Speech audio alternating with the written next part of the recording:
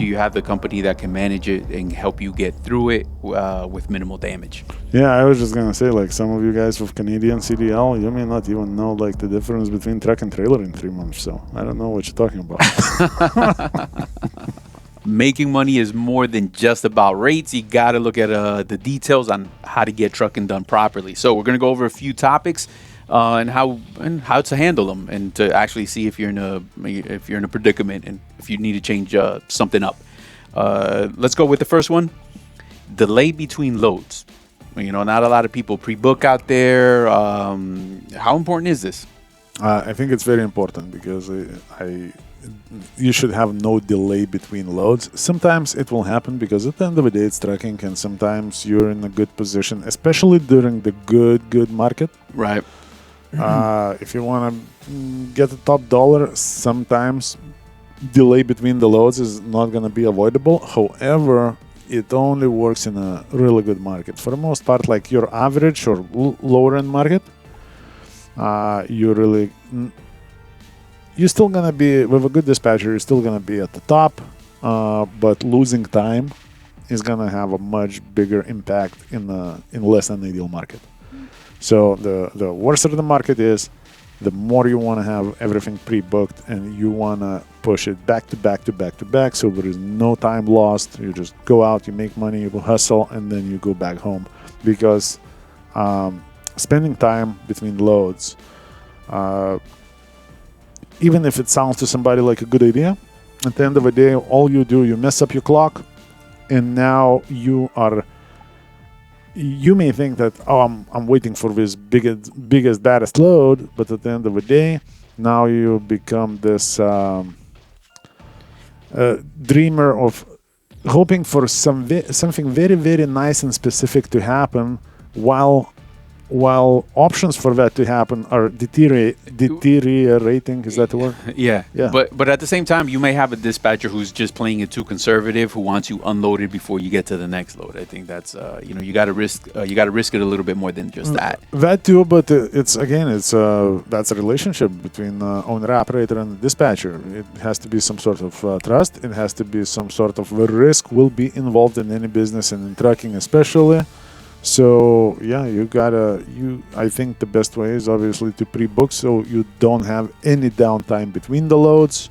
And if he's sweet enough, he'll get you reloaded at the same exact location, same bay door sometimes, man. That happens to us quite frequently. Yeah, so it does happen very often. And but here we go, because there is no need to wait. You want to get offloaded in the morning and go pick up another load ASAP, and then spend the rest of the day running and making money. Yeah, because you mentioned time, so that leads us directly into my next one is layovers, man. Like that could be that, even though you get paid for a layover, but like that's not really why you're in it. Like, who needs $150? And even if somebody is getting more out there for that layover, I'd rather go on to my next load than actually suffer through a layover. Yeah, absolutely. I've seen some like lucky layovers to where let's say you're running out of hours anyway, and now the shipper is dragging their feet, and now all of a sudden we cannot get you loaded. And with a good strong dispatcher and good action plan, you make it seem like now you're a victim and now it's a layover. So you get the rate, you get to sleep at the dock, and at the same time you get the layover for all of that. But that's not very common. No, and even talking wasting time is the same thing. There's a situation where they load the wrong product and they want the driver to turn around. You have to protect your owner at that moment, man. You have to be so diligent about how it's going to play out next. Yes, and I've seen some weak dispatchers unwilling to put it back on the shoulders of the people that are responsible for it, and trying to put it on the shoulders of their driver or owner operator. And I say that is BS. Like, you gotta fight for your drivers. There is no free lunch, man. But that's a culture and a mindset, man. Like, you have to know who the customer is, right? You have to be aligned there. Going through trailers to find a good one. A lot of these guys think that a drop and hook is always so gravy, but I don't know. I'd rather always have my own trailer. It's mine. I'm maintaining it. I know exactly what's wrong with it, and I'm not wasting time hooking up to somebody else's mistake. Yeah, because a lot of times you're gonna learn about the problems of equipment once you already hooked up to it and you're 50 miles down the road, and not even talking about the instances when, let's say, I've done some hook and drop myself, and you go to a place and now all the trailers have like lights missing, this broken, that broken. Man, that's like a Lego. You need to be a mechanic to just pick up a right trailer, because you need to put bits and pieces from different trailers together in order to have yourself a good working trailer. So I say it's a very specific niche, and I would rather have my trailer that I pick up in the yard with a company that I work for. I pick the best trailer that I can pick, and I keep it for as long as I keep it, and I know what I'm working with. Yeah, because even there's nothing worse than picking one up and finding out the hard way when you're getting rejected because of a leak or something like that, right? Yeah, because some issues you may not be able to see, like a leak, for example.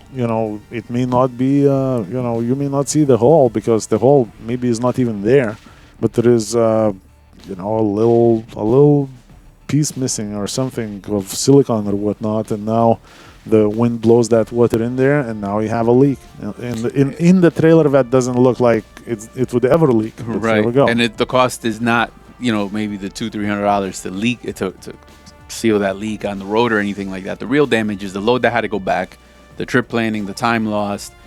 Just all of that sets you back for the week. Everything, potential of a claim, because now you may have a load that's already wet. Now, maybe you lose a load that you went to pick up and that was a good load. Now, let's say if it happened at the end of a day, you're probably missing a day, because now you got to go back to the truck stop or to some trailer repair shop, patch it up, and then that load may not wait for you, so now you need another load. Man, problems. I when I used to run, I would like myself a nice trailer.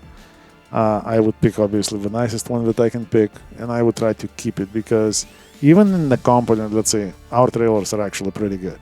So, but I'm sure in the whole batch of the trailers, there is a trailer here and there with some small leak that nobody reported. Right. Yeah, for sure. And now if I had my perfectly good trailer and I dropped it here, and then pick a different one, I may learn about it the hard way. So why do that? So I would always try to get my own trailer.